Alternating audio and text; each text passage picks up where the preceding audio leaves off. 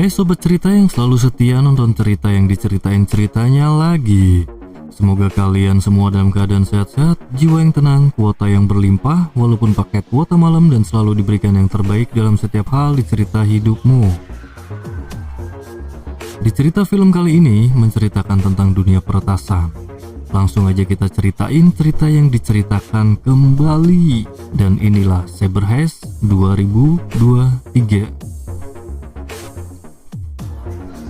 Di film ini, kita akan sering ditampilkan simulasi visual tentang bagaimana cara kerja sebuah program peretasan dalam meretas sistem keamanan perbankan. Dan di film ini pun kita akan banyak menemukan istilah dalam dunia pemrograman, networking, khususnya istilah dalam dunia hacking dan cracking. Tapi kalian gak usah khawatir, karena di film ini kita akan dibantu dengan simulasi visual untuk membantu mempermudah kita dalam memproyeksikan cara kerjanya. Di awal film, kita ditampilkan seorang peretas yang bernama Tom. Ini adalah Tom. Tom ini adalah seorang peretas yang bekerja sama dengan oknum perusahaan cybersecurity yang disewa guna mengamankan sistem bank. Dan ini adalah Van. Kita sebut saja dia Ipan.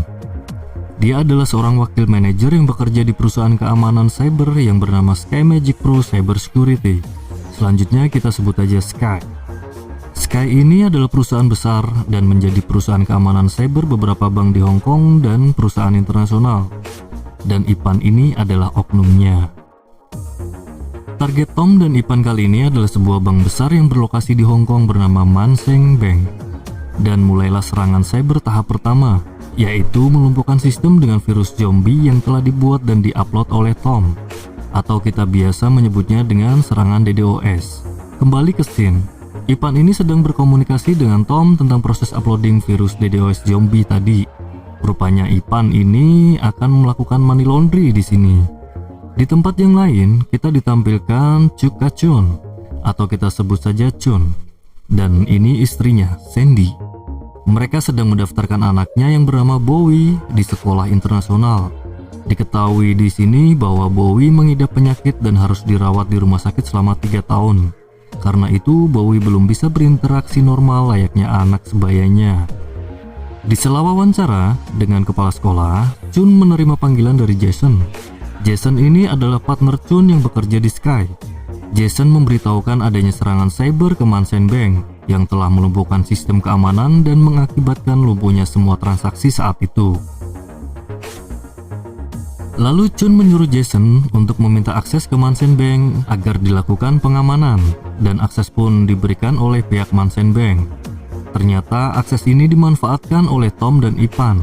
Teknik ini biasa disebut dengan social engineering, yaitu mendapatkan informasi penting dari orang dalam untuk mengakses server utama. Tom dan Ipan pun melakukan serangan tahap berikutnya dengan leluasa, yaitu memproses transfer uang ke 12 rekening yang telah ditentukan. Waktu yang tersedia hanya 5 menit, dan mulailah prosesnya. Di saat yang bersamaan, sampailah Chun di kantor Sky. Lalu dia memantau bagaimana proses terjadinya kelumpuhan sistem keamanan Manseng Bank. Di sini Chun menemukan hal yang ganjil. Jika sistem bank telah down, seharusnya tidak ada aktivitas perbankan di sini. Tetapi Chun melihat adanya aktivitas transfer ke 12 rekening yang sedang berjalan. Aksi Chun ini disebut monitoring log. Aktivitas monitoring log ini pun terdeteksi oleh Tom, dan Tom melaporkannya ke Ipan. Lalu Tom pun melancarkan serangan antisipasi dengan memutus jaringan yang Chun pakai. Tahap berikutnya, sambil menunggu proses transfer selesai, Tom melakukan penghapusan history log. Kalau kita lihat di scene ini, kita melihat orang-orang yang membawa koper itu berlarian dengan zigzag dan bersilang. Scene ini bisa menggambarkan sebuah perubahan IP dan MAC address di setiap beberapa detik dalam proses peretasan, dengan maksud agar kegiatan peretasan tersebut tidak mudah terlacak. Setelah beberapa langkah ditempuh, tetapi belum bisa memulihkan sistem bank, lalu Chun berkoordinasi dengan Jason untuk menjalankan Firewall X buatan Chun sendiri. Oh iya, for your information nih cuy, Chun ini adalah seorang ahli dalam membuat virus dan antivirusnya. Bahkan dia pernah masuk penjara karena menjual program buatannya di dark web. Kembali ke scene, Jason tidak setuju Firewall X ini dijalankan karena belum pernah diuji coba dan sangat beresiko tinggi. Tetapi Chun yakin akan firewall X buatannya ini bisa menghentikan aktivitas ilegal peretasan. Dan Jason pun akhirnya setuju dan akan membackup Chun jika terjadi hal-hal buruk setelahnya. Proses demi proses pun berjalan, dan proses transfer 1,5 miliar Hong Kong dolar pun selesai. Si Ipan mulai timbul rasa serakahnya dan dia meminta Tom untuk memberikan tambahan waktu agar dia bisa transfer ke rekeningnya sendiri sebesar 282 juta Hong Kong dolar. Terjadi perdebatan antara Tom dan Ivan di sini. Ternyata mereka berdua tidak bekerja sendiri nih cuy. Di sini ditampilkan seseorang yang ikut memantau proses tersebut. Dan ini adalah Chen. Dia adalah atasan Chun dan Ipan, yang berarti Chen ini adalah salah satu oknum juga nih cuy. Di sela perdebatan dan proses keserakan si Ipan, Chun pun menjalankan firewall X-nya. Setelah firewall X dijalankan, terbukti Tom sangat panik ketika melihat sistem bank telah diubah. Dengan ekspresi muka yang harap-harap cemas, si Ipan yang serakah ini pun mulai gelisah menunggu proses transfer ke rekening pribadinya selesai. Sambil menunggu proses transfer selesai, si Tom juga beraksi melanjutkan penghapusan semua log agar tidak meninggalkan jejak. Dan proses transfer pun selesai dibarengin dengan masuknya firewall X ke sistem utama Mansen Bank. Ternyata di sini ada beberapa log yang belum sempat Tom hapus, dan sistemnya pun pulih kembali. For your information lagi nih cuy, salah satu kesalahan peretas yang gak boleh dilakukan adalah meninggalkan log, karena log tersebut bisa digunakan untuk men-tracing lokasi device, MAC address, waktu, dan lain-lain. Kembali ke scene. Setelah proses transfer selesai, si Ipan pun keluar ruangannya dan dengan arogan menyalahkan Chun dengan berbagai alasan yang bijak karena telah memasang firewall X. Padahal sih dia jengkel karena tindakan Chun tadi bisa menggagalkan dan membahayakan operasi busuknya si Ipan and the gang. Lalu datanglah Tuan Chen. Chen di sini adalah sebagai manajer Sky. Jason pun membela Chun atas aksinya penguploadan firewall yang baru dengan menjelaskannya ke Chen, dan Chen memberi apresiasi kepada Chun. Lalu Chen memanggil si Ipan ke ruangannya dan menanyakan kenapa ada proses transfer tambahan, dan si Ipan pun dengan arogan menjawab sambil keluar ruangan Chen kalau uang itu untuk sampingan dan jaga-jaga. Di sini kita melihat ternyata kerjasama antara Chen dan Ipan tidak harmonis keluarga cemara. Di scene yang lain, kita ditampilkan kepala polisi keamanan cyber Hong Kong yang bernama Kapten Sun Ban. Dia menerima laporan dari manajemen kantor pusat Sky bahwa ada aktivitas ilegal yang memanfaatkan kerentanan sistem Mansen Bank. Dia langsung memerintahkan anggotanya untuk memeriksa log, dan diinformasikan bahwa peretas telah menghapus semua jejak di log dan tidak ada aktivitas yang tertinggal di log. Di sini kita tahu bahwa sebenarnya ada log yang belum terhapus karena Chun telah menanamkan firewall X ke server utama, yang artinya hanya Chun yang bisa mengoperasikan dan melihat log tersebut. Di ruangan server Sky, Jason dan Chun tengah memperbaiki server yang tadi telah diserang. Sambil berbincang santai, Jason menyuruh Chun agar tidak terlalu fokus memikirkan pekerjaannya melulu dan meluangkan waktu untuk keluarganya, khususnya Bowie.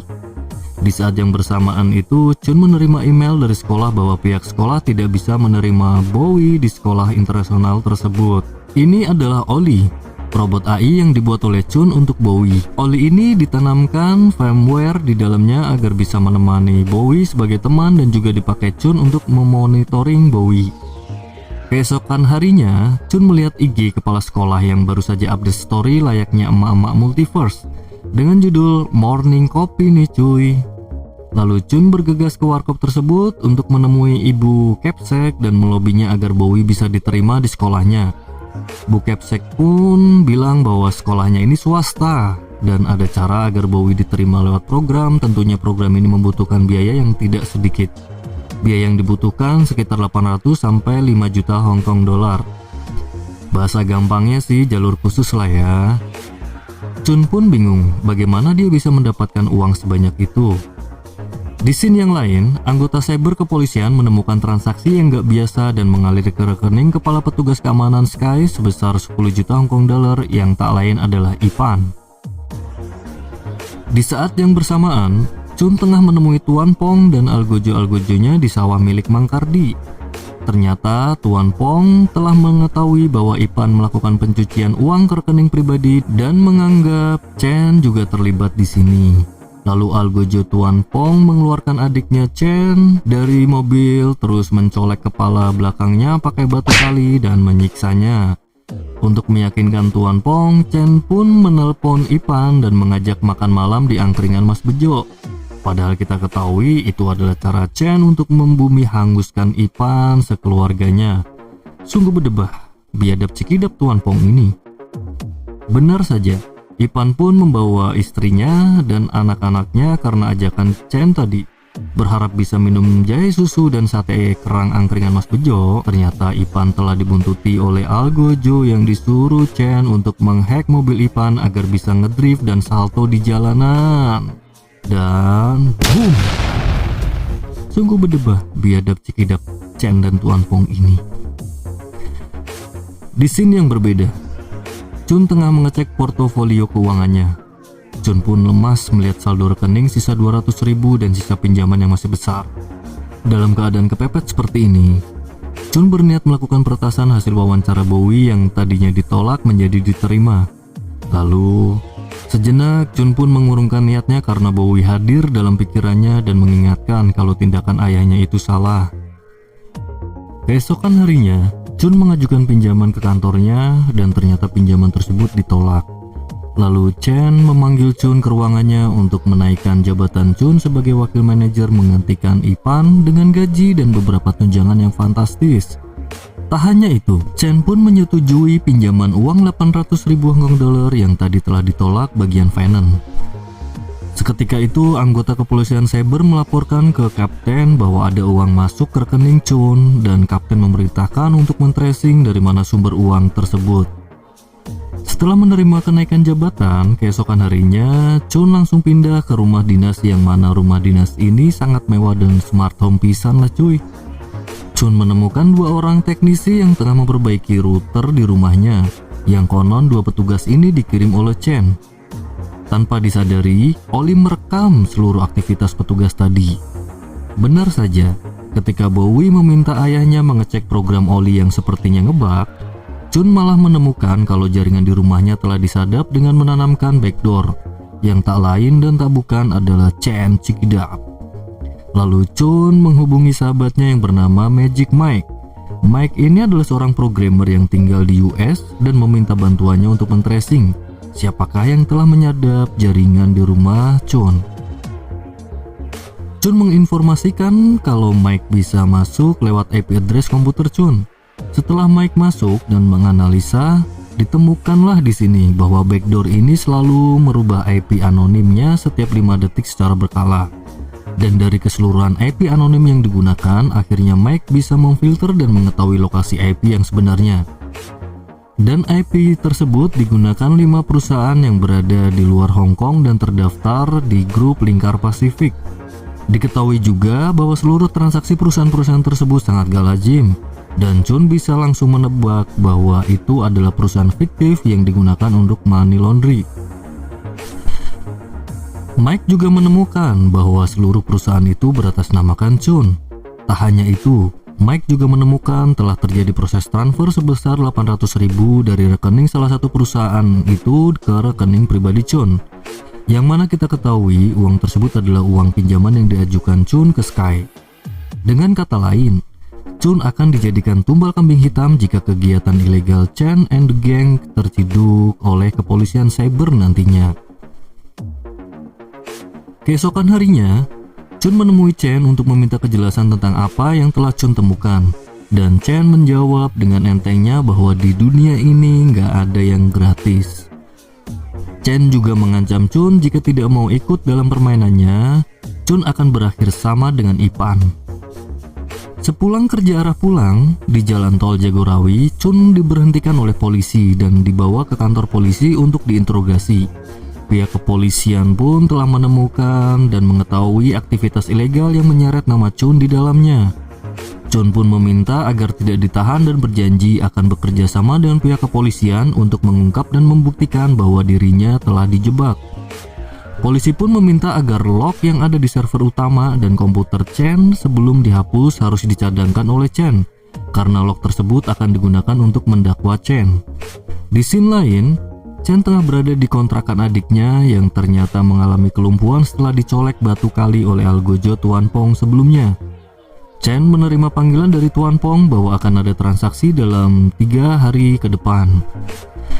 Untuk mendapatkan kedua bukti yang dibutuhkan untuk mendakwa Chen, Chun pun menghubungi Mike untuk membantunya lagi.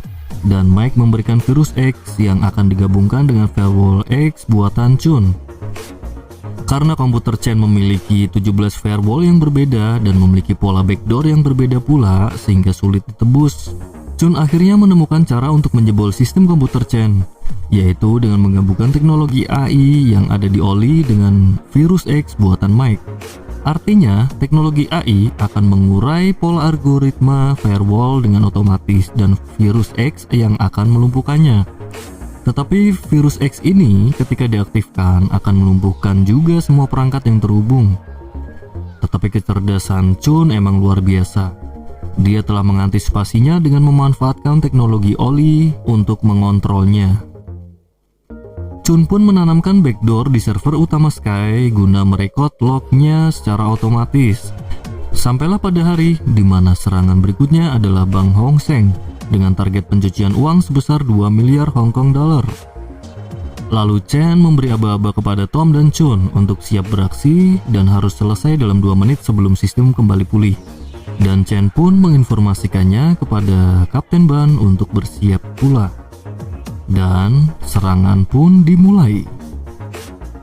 Di saat yang bersamaan, Chun juga mengaktifkan firewall XAI dan benar saja, dengan mudahnya Chun menjebol 17 firewall komputer Chen dan hanya tersedia waktu 3 detik untuk beroperasi.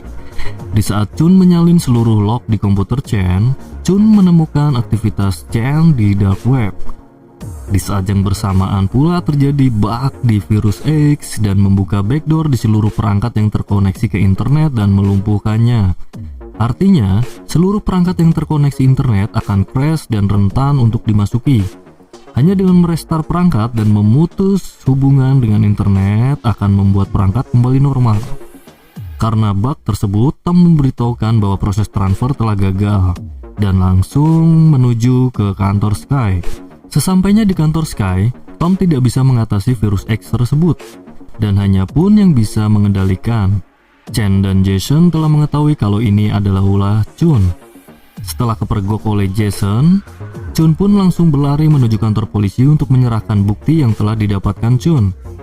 Chun menghubungi Sandy agar membawa Bowie ke kantor polisi, tetapi Bowie keburu diculik oleh orang suruhan Chen. Chun juga sempat tertangkap oleh anak buah Chen, tetapi dia berhasil meloloskan diri. Sesampainya di kantor polisi, Chun ditemui Sandy agar mengurungkan niatnya untuk menyerahkan barang bukti karena Chen telah menyulik Bowie dan meminta Chun kembali ke kantor untuk menonaktifkan virus X yang telah Chun tanam sebelumnya. Chun pun telah kembali ke Sky dan memanfaatkan kesempatan ini untuk men-tracking keberadaan Bowie lewat GPS yang ada di arloji Bowie. Setelah mendapatkan lokasi Bowie, lalu Chun menginformasikan ke Sandy dan Sandy pun langsung bergegas menuju lokasi tersebut. Setelah Chun menonaktifkan virus X dan sistem pun kembali aktif, Chen meminta Tom untuk mengganti tujuan transfer sebesar 2 miliar itu ke dompet kripto Bywest milik Chen. Kenapa proses transfernya harus ke kripto? Karena sebelumnya kita mengetahui kalau Chen juga melakukan transaksi di dark web. Dan transaksi di dark web ini semuanya menggunakan mata uang kripto. Tetapi Tom kurang yakin untuk memprosesnya karena takut platform dompet kripto tersebut juga terinfeksi virus X. Chen pun menyuruh Chun untuk memeriksa platform tersebut terinfeksi atau tidak. Lagi-lagi Chun memanfaatkan kesempatan ini untuk mengirimkan juga posisi Sandy ke polisi, bertujuan agar polisi juga bisa sampai ke lokasi tersebut. Dan juga kesempatan itu digunakan untuk memonitoring posisi Sandy, apakah sudah sampai ke lokasi Bowie atau belum. Di scene lain, Sandy berhasil menemukan lokasi Bowie yang di-scap. Di sana Sandy dihadang oleh wanita anak buah Chen. Terjadi pergelutan antara Sandy dan wanita tersebut. Tetapi di tengah pergelutan, wanita itu terguling-guling di tangga sampai berhenti nafasnya. Dan Sandy berhasil menyelamatkan Bowie dibarengi dengan kedatangan kepolisian. Setelah proses transfer selesai, Chen pun memberikan lokasi Bowie di Skype dan langsung cabut dari kantor Sky. Ternyata Chen Cikidap ini masih ada fair play-nya juga ya cuy. Dia nggak menghabisi Chun dan Bowie setelah mendapatkan apa yang dia inginkan. Setelah mendapati Bowie tengah dirawat di rumah sakit, sambil berlari menuju rumah ayahnya Chun bertekad akan mencari Chen dan membuktikan bahwa dirinya tidak bersalah. Lalu Chun mulai mengakses dark web lewat Tor browser dan mengaktifkan Tor VPN. Terus Chun mencari akun seller yang recommended di dark web dan memancingnya dengan pura-pura kalau Chun akan menjual virus X yang berhasil melumpuhkan seluruh sistem dunia. Dan benar saja, seller recommended ini pun akhirnya terpancing keluar. Tetapi setelah menampakkan diri, Chun langsung menyerangnya untuk mendapatkan informasi tentang segala aktivitas transaksi Chen di dark web. Diketahui di sini, Chen telah membeli 2 paspor dan berniat meninggalkan Hong Kong bersama adiknya dengan berbekal 2 miliar Hong Kong dollar. Informasi ini Chun laporkan ke Kapten Ban, dan Kapten memerintahkan anggotanya untuk mencari tahu siapakah orang yang satunya, yang tak lain adalah adiknya Chen. Lalu Chun bergegas membuntuti Chen. Ternyata Chen lagi COD di laundry untuk mengambil paket hasil transaksi di dark web, dan paket tersebut adalah beceng. Lalu Chen langsung menuju ke tempat di mana Tuan Pong biasa main golf. Dan di tempat parkiran itulah Chen menyelepetkan becengnya ke Tuan Pong dan algojonya. Tak sadar aksi Chen tersebut telah direkam oleh Chun dengan meretas dashcam mobil di area tersebut dan menyerahkan bukti rekaman itu ke Kapten Ban. Tak berhenti di situ, Chun pun mendatangi Chen ke kontrakan adiknya. Terjadi pergelutan antara Chen dan Chun. Dalam pergelutan itu, tanpa sengaja beceng Chen pun melesat dan melepet ke adiknya yang sedang rebahan di ranjang, dan langsung habislah stok napas adiknya itu cuy. Dan Kapten Ban pun datang dan menangkap Chen. Film pun ditutup dengan Bowie yang sudah sembuh dan Oli yang ternyata sudah disempurnakan sistemnya, yang mana virus XAI tidak terjadi bug lagi. Makin canggih lagi nih Oli cuy. Dan film pun TAMAT tamat.